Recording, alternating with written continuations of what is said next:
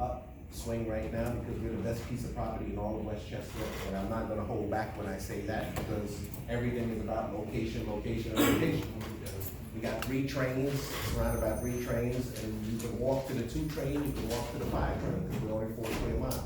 We're surrounded by all the highways, so it's very, very easy and economically feasible for people to be here. I call it the 6th borough, because you can walk on the south side of Mount Vernon and walk into the Bronx and don't even know that you've changed cities. So it's always something that I keep on putting out there to everybody. It's centrally located, and I just met last night with another company who wants to move their linen business here. They're up in Rockland County with over 200 employees, because they have to go from Rockland County all the way down to do the business in New York City where they are. So we're in the process of looking for and identifying a place of business for them here, because they know that they can make it from here and drive into the city in 20, 30 minutes. Instead of what they were telling me in an hour and a half, because they driving trucks, so it takes a different route. So right here in Mount Vernon, if you go on the south side, you go right into the Bronx, you go right on 95. You can go where you gotta go and do what you gotta do. So it's an interesting time, and everybody is looking. There are some other businesses that are looking, that I've been speaking with as well, as big as like even Golden Crust wants their headquarters here. So we are in those conversations. So it is a good time for bankers. It is a great time for those in the employment industry to partner up with everyone and come together to make sure that these companies rise, because when these companies are successful, we're all successful, and the city is successful, and that is what we're focusing on. I come from a business background, so the way I see it working is by creating the business first.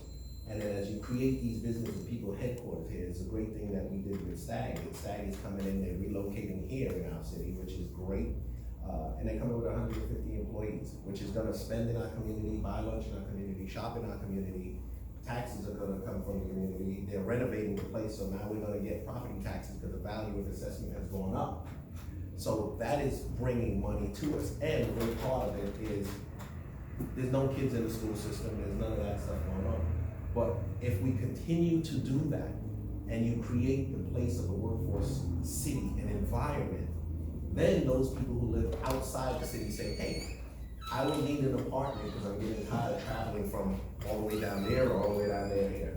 Is there an apartment in Mount Vernon? That's when real estate starts to boom. That's when things start to change, because now you're gonna have a heavy duty demand on that. But we have the infrastructure to accommodate that now.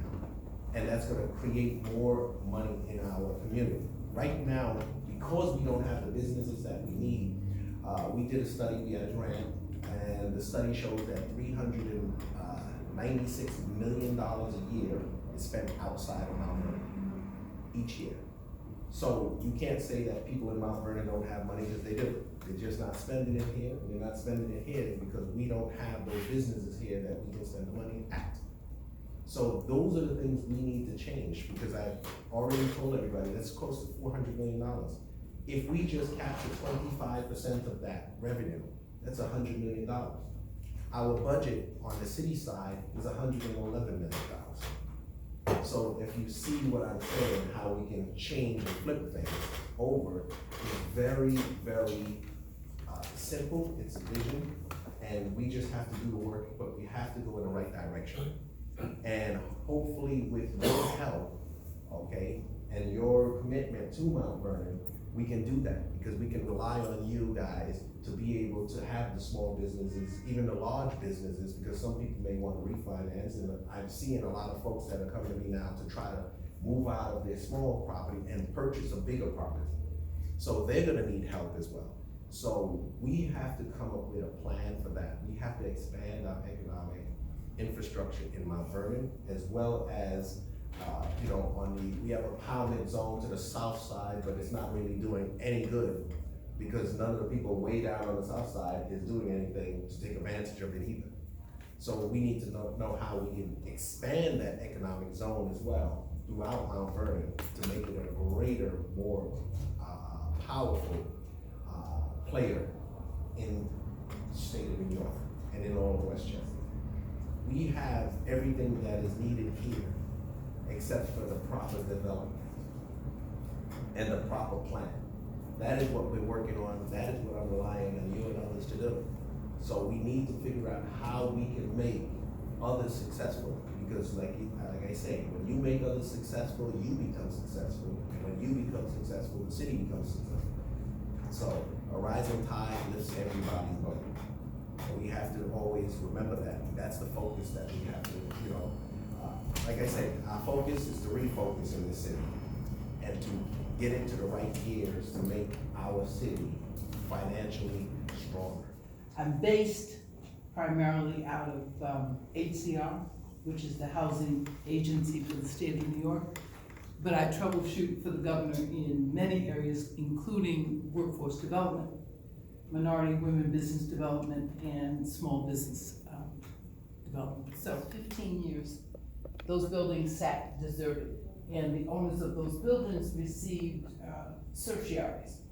And those certiorari's hurt the city because there was no tax revenue being generated, and yet these properties were sitting fallow. Many of them today, I would suppose that about 90% of them now are filled, and they are operating, but they're not operating as manufacturing. They are now some commercial and a sort of mixed use. But none of it is generating the level of revenue that Mount Vernon was capable of. That industry is never coming back again. So what has to happen, obviously, is to look at how do you mix light commercial, light manufacturing, light industrials without getting into some of the smog emissions, other issues, because it is largely a residential community. And so that we want to keep the balance in an ecologically balanced way, as well as an economically balanced way. So I think that those are things that we have to look at, and look at every factory, every bit of space that we have, be careful of how we leave a carbon footprint, but at the same time, look at where our market's trending. What can we bring here that would make us competitive to other communities? Certainly the increase in housing is not going to be the answer. Having more housing only balances it out, because whatever taxes are paid, that has to go to support an infrastructure that's already very old. So having said some of that, it will give you a picture of, from the earth up is where we need to rebuild. And certainly, whatever we build has to be able to be supported by an existing infrastructure or replacement or repair as we build. I bought a house that was built in 1928 and walked into the house because it was beautiful. It was the worst nightmare of my life, because I have spent the 15 years that I've been in that house rebuilding the infrastructure. I haven't done anything to the aesthetics because I had to put a roof on, I had to put a boiler in, I had to put in new chimneys, line the existing chimneys, I had to redo the basement, I had termites. All of those are things that buying a house because it was beautiful was stupid. And I think that we do that with a city. We're looking at a city that's beautiful, but it's got all of the same kinds of angst that we would find in an old house. And so we've got to be very careful that as we repair it, restore it, replenish it, that we do so in a way that allows us to retain the beauty, but make it pragmatic, make it practical, make it make some sense. Why they're here, what we need in the city of Mount Vernon. So I spoke about flipping the dependency off of the homeowner and creating more business to raise it, because we know that most of the taxes is on the backs of the homeowners, which is 88%, and 12% is our industry. So we're gonna look at creating creative ways to try to increase that to about 37% to make it really feasible. And because we were explaining that at the rate it's going now without the industry here, it's just not not sustainable. And we can only raise the taxes but so much before grandma has to sell the house. It's true, you know, either she's gonna sell it or she's gonna go in foreclosure. Because I try to explain to people, there are seniors that own property and folks that own property in the homes. And when seniors retire, they don't get a raise in Social Security. They can't call up and say, hey, my taxes went up, I think I need that raise this year. It just doesn't work that way. So they're on fixed income. So if we keep increasing the taxes on the backs of those folks, they just can't handle it. And that is the reason why we have to make sure that business is created in Mount Vernon and all of these small businesses and big businesses are successful. Correct. We work with individual businesses to help them maximize opportunity, capitalize on opportunity, to help them grow, find financing. We work with Tamara regularly in terms of loans and things of that nature, so businesses have the resources they need. In a case like this, we can probably also help the city to some extent. Almost as a small business client, we do quite a bit of research.